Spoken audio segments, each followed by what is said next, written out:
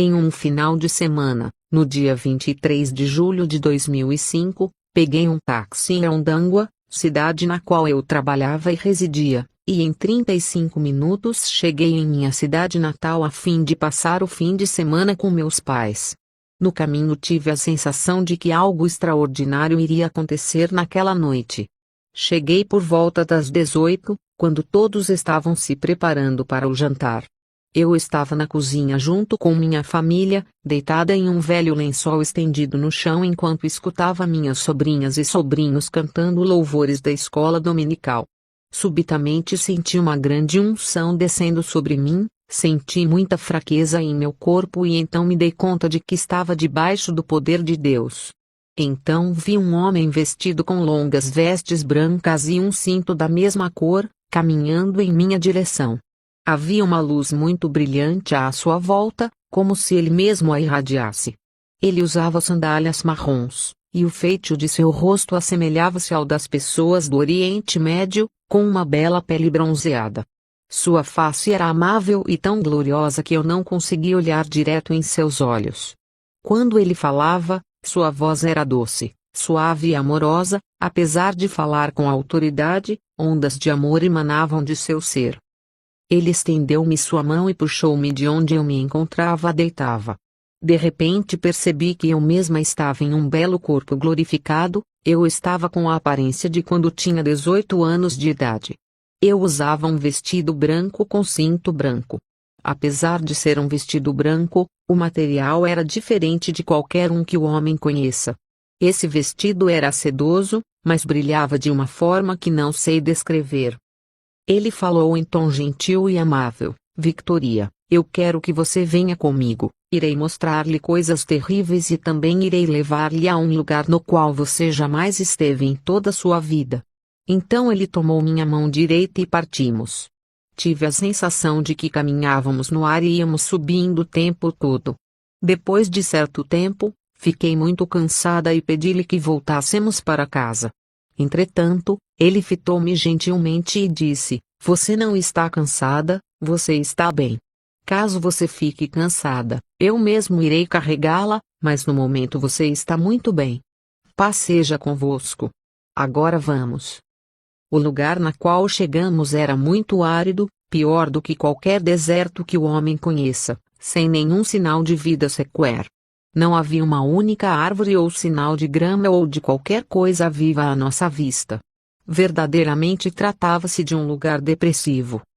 Paramos em frente a um portão e ele disse: Victoria, agora iremos passar pelo portão e as coisas que você irá ver irão assustá-la e também entristecê-la, mas você deve ficar tranquila e certa de que você estará protegida em todos os lugares que irei levar-lhe. Apenas abra bem os olhos e observe todas as coisas que irei mostrar-lhe. Eu estava aterrorizada e comecei a chorar. Então pedi a ele que levasse-me de volta para casa. Disse-lhe que eu não queria ir àquele lugar, pois pude ver através do portão o que acontecia lá. Ele fitou-me e disse: Paz seja convosco, eu estou com você. Nós temos de ir lá, pois o tempo passa muito rápido. Nós adentramos o portão. Eu sequer conseguiria descrever o horror daquele lugar. Estou plenamente convencida de que não há lugar pior do que aquele em todo o universo. Aquele lugar era enorme e tive a sensação de que ele expandia-se continuamente. Era um lugar de profunda escuridão e de calor inimaginável, era mais quente que o próprio fogo em si. Eu não pude ver chamas de fogo ou a origem do calor, mas era quente demais. O lugar era infestado de moscas de todos os tamanhos, verdes, pretas, cinzentas. Todo tipo imaginável de mosca havia lá. Também haviam vermes pequenos, finos, pretos em todos os lugares, rastejando por todo aquele local. Os vermes começaram a subir em cima de nós e as moscas também cobriam nossos corpos. O lugar padecia de um mau cheiro tão intenso que não há palavras que possam descrevê-lo. Era um cheiro 100 vezes pior que a carne mais podre que já vi em toda a minha vida. Aquele lugar era absorto em sons de gemidos e ranger de dentes, além de risadas demoníacas. Mas o pior é que aquele lugar estava cheio de pessoas. Eram tantas pessoas que chegava a ser incontável. Essas pessoas estavam em formas cadavéricas, como se fossem esqueletos vivos. Posso assegurar que esses esqueletos tratavam-se de pessoas, pois pude reconhecer alguns parentes próximos e pessoas de minha vila entre eles. Seus ossos eram cinza escuros, extremamente ressecados. Seus dentes eram longos e afiados como de animais selvagens. Suas bocas eram enormes e largas com línguas compridas e vermelhas. Suas mãos e pés eram longos, com dedos ressequidos e unhas compridas. Alguns deles tinham rabos e chifres. Haviam demônios entre as pessoas, sua aparência era como de crocodilos andando sobre 4 patas. Eles pareciam confortáveis naquele ambiente, maltratando e atormentando os seres humanos.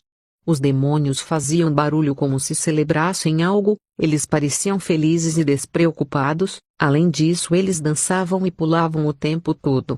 Por outro lado, os humanos tinham aparência miserável e depressiva, um estado de completo abandono e desesperança. O barulho que os humanos produziam era causado pela dor, eles choravam, gritavam, rangiam os dentes em uma desesperada situação de dor e agonia inimagináveis. A quantidade de pessoas naquele lugar era inumerável, mas pude ver claramente que a grande maioria era de mulheres. Eles estavam divididos em vários grupos diferentes. Apesar de divididos em grupos, não era possível estimar o número de pessoas em cada grupo separado, pois os grupos eram enormes. Então ele me levou a um desses grupos na parte leste. Ele me fitou e disse: Victoria, este é o grupo das pessoas que se recusaram a perdoar outras pessoas. Eu lhe disse várias vezes e de maneiras diferentes que elas deveriam perdoar, mas rejeitaram-me. Eu lhes perdoei por todos os seus pecados, mas elas se recusaram a perdoar outras pessoas. Seu tempo já passou e agora elas se encontram aqui. E ficarão aqui por toda a eternidade. Agora elas colhem os frutos que plantaram e será assim por todo sempre. Porém, é doloroso vê-las neste lugar terrível e nesta situação eterna, pois eu as amo. Fui então levada a outro grupo no qual, explicou-me o Senhor, estavam reunidas as pessoas que possuíam dívidas de todo tipo. Haviam 3 categorias diferentes dentro deste grupo. Na primeira estavam as pessoas que pertenciam a outras, na verdade, eram devedoras que tinham condições de pagar suas dívidas, mas preferiram ficar adiando o pagamento toda a vida. São pessoas que diziam que iriam pagar as dívidas amanhã, na semana que vem, no ano que vem, até que o tempo passou e agora elas estão neste lugar de tormento. É aqui que elas irão passar a eternidade, agora elas colhem os frutos que plantaram em vida. A segunda categoria abrigava pessoas que possuíam dívidas, tinham condições e disposição de pagar por elas, porém tinham medo das consequências, visto que, caso elas falassem a verdade, poderiam sofrer rejeição ou ir à cadeia, ou talvez seus atos seriam conhecidos por todos e assim poderiam sofrer algum tipo de humilhação. O Senhor me disse: nenhum deles veio a mim pedindo uma direção. Caso elas tivessem pedido, eu teria lhes mostrado uma saída. Mas elas preferiram usar suas próprias sabedoria e razão, o que foi totalmente inútil. O seu tempo passou e agora elas estão neste lugar onde passarão a eternidade. Elas estão colhendo os frutos que plantaram. Então ele me disse que a terceira categoria é a de devedores que não tinham condições de pagar suas dívidas. Porém nenhum deles veio a mim confessar que possuíam dívidas a qual não poderiam quitar. Se eles tivessem vindo a mim, eu mesmo teria pagado suas dívidas. Mas eles também preferiram usar a razão e a sabedoria, e isso não serviu-lhes para nada. Agora eles estão neste lugar e aqui ficarão para sempre. Eles estão colhendo os frutos que plantaram. Meu coração dói por estas pessoas, pois eu as amo profundamente. No primeiro grupo, vi 2 parentes próximas minhas e também uma parente mais distante de 12 anos. Eu sei que ela tinha 12 anos, pois era a sua idade quando faleceu. No segundo grupo também vi alguns parentes, além de um pastor a qual eu conhecia muito bem. Jacques, meu namorado que cometeu suicídio quando entreguei minha vida a Cristo, também estava no segundo grupo. Também pude ver alguns antigos vizinhos em ambos os grupos. Eu pude reconhecer as pessoas que conhecia antes de morrer, elas também me reconheceram. Meus parentes ficaram muito irados quando me viram e começaram a gritar obscenidades para mim. Eles usavam a linguagem mais vulgar possível para proferir maldições contra mim. Um deles disse que eu não era merecedora de estar caminhando com aquele que estava ao meu lado. Eles falavam o mesmo tipo de coisa que eu dizia antes de entregar minha vida a Cristo. Eles não estavam mentindo, as coisas da qual eles me acusavam eram verdade. Jacques disse que eu havia pertencido a ele, por isso eu também deveria estar ali já que cometi o mesmo pecado que ele. O pastor a princípio pareceu contente ao me ver e disse que eu havia feito a escolha certa indo lá, porém sua atitude mudou completamente quando ele viu a pessoa que me acompanhava e começou a gritar obscenidades e a blasfemar. O Senhor me disse para ignorá-los pois eles não sabiam o que estavam fazendo. Eu estava petrificada e extremamente triste, meu corpo tremia e não tinha forças para permanecer em pé. Eu chorava descontroladamente. O Senhor se voltou para mim, abraçou-me e falou: "Paz seja contigo, Victoria." Então recobrei minhas forças e senti muita segurança em seu abraço. Ele olhou para mim e disse: "Victoria, eu já te mostrei. Agora você tem de escolher a qual dos grupos você quer ir, a escolha está em suas mãos. Você deve contar às pessoas tudo aquilo que você viu e presenciou sem adicionar e nem omitir nada." Lembro que partimos juntos daquele lugar de horrores, mas não sei dizer em que ponto nos separamos. Ao abrir meus olhos, percebi que tinha voltado ao meu corpo físico e estava deitada numa cama do Hospital Osakati. Eu estava tomando soro na veia e então pude ver minha mãe e outros vizinhos no outro canto do quarto, fitando-me assustados. Percebi pela fisionomia de minha mãe que ela havia chorado bastante. Perguntei a uma das enfermeiras se ela sabia o que havia de errado comigo, mas ela apenas gracejou dizendo: "Você foi mandada de volta, talvez você tenha feito algo errado da qual tem de se arrepender." A enfermeira estava tentando me explicar acerca de minhas condições de maneira amável, porém percebi que ela tinha receio de se chegar muito perto de mim. Pedi-lhe então que chamasse o médico que havia me atendido. Ao chegar no quarto, o médico disse que não sabia o que havia de errado comigo. A princípio ele pensou que eu tivesse contraído malária, mas os resultados deram negativo. Ele explicou que minha temperatura, pulsação e pressão sanguíneas estavam perigosamente baixas demais, porém ele não saberia dizer qual era a causa. Ele disse que não havia nada que pudesse fazer por mim, ele não poderia me manter internada pois eu não estava doente. O soro sequer estava funcionando, e só começou a funcionar quando abri meus olhos. Ele recomendou à enfermeira que aplicasse outra dose de soro para que eu tivesse forças para voltar para casa, já que a primeira dose havia acabado. Fiquei aterrorizada com as coisas que vi naquele lugar, de forma que não conseguia parar de chorar. O odor fétido daquele lugar continuava tão real como quando estive lá. As cenas daquele lugar apareciam em minha mente o tempo todo. Eu não conseguia dormir e sentia dores pelo corpo todo. Sentia como se meus membros tivessem sido arrancados e recolocados no lugar. Eu estava péssima. Também padeci de diarreia e de uma dor de cabeça lancinante durante a semana inteira. Eu estava convencida de que não deveria contar a ninguém acerca dessa experiência, pois afinal, quem iria acreditar? O que as pessoas iriam pensar? Continuei falando a mim mesma que jamais poderia relatar minha experiência a alguém.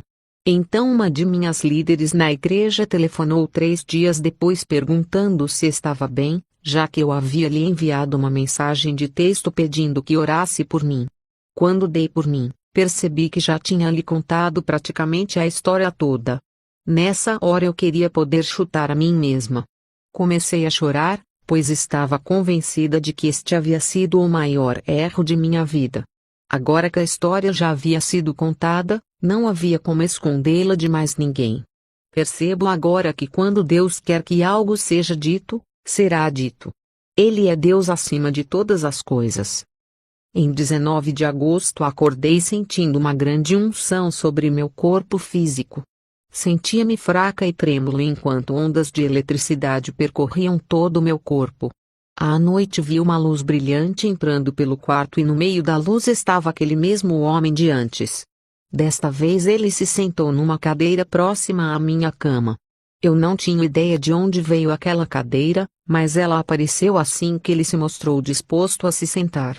Era uma bela cadeira feita de ouro maciço, o aspecto era de uma cadeira convencional, com apoio nas costas.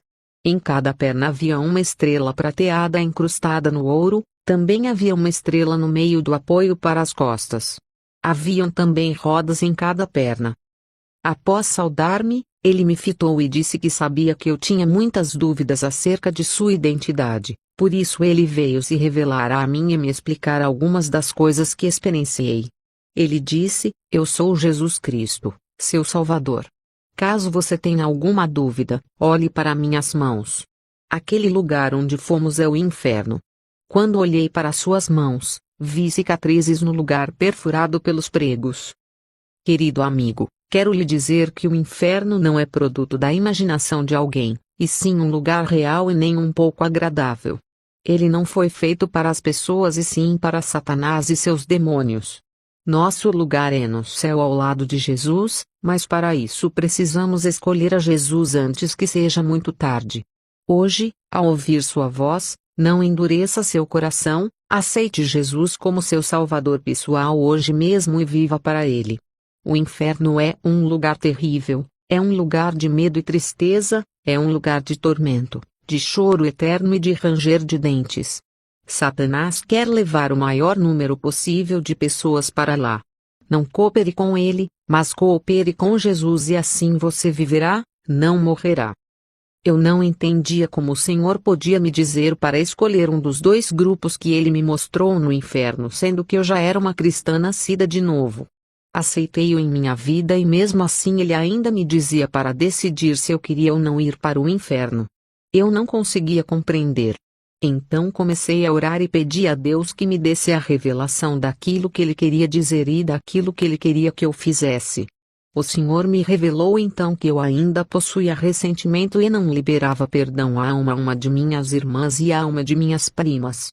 Pedi ao Senhor que me perdoasse por minha falta de perdão, depois pedi perdão à minha irmã por ter guardado rancor e amargura em relação a ela.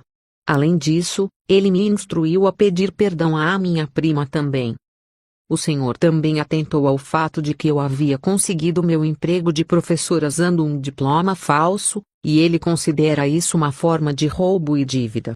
Eu estava determinada a fazer o que é certo e pedi ao Senhor que me ajudasse a solucionar esse problema e que me mostrasse o que eu deveria fazer, pois trata-se de um crime grave que poderia me colocar atrás das grades. Ele me instruiu a ir ao departamento de educação a fim de confessar o que havia feito. Eu estava pronta a ir para a cadeia, o que era inevitável. No entanto, tive a oportunidade de provar da misericórdia do Senhor de forma tremenda. Os oficiais do departamento de educação me disseram que eu deveria escolher uma das opções, pagar todos os salários que recebi do governo ou não pagar. Eles prometeram não levar o caso à imprensa pois ficaram admirados com minha confissão. O nosso Deus é um Deus fiel que honra a sua palavra. Caso você esteja numa situação similar, eu quero encorajá-lo a fazer o que é certo, não importam quais sejam as consequências. Você até pode ser mandado para a cadeia terrena, mas lembre-se que ela é temporal. Não há dor ou vergonha comparáveis a uma eternidade afastada de Deus. O inferno não é um bom lugar para se estar, é melhor permitir que Deus julgue você agora mesmo antes que seja tarde demais. Não precisamos temer o julgamento de Deus enquanto estivermos no tempo da graça, temos de permitir que Ele exponha tudo o que há de errado em nossas vidas enquanto ainda temos tempo de nos consertar com Ele,